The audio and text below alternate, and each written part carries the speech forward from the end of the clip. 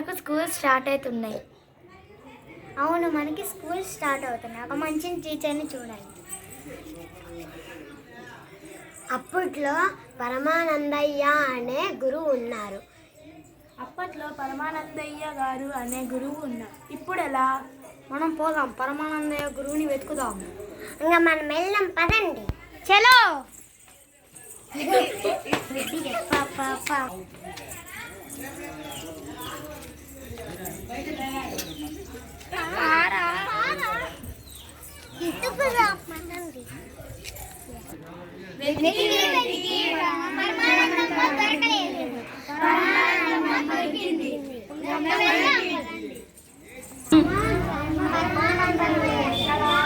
ఇదే ఇల్లు.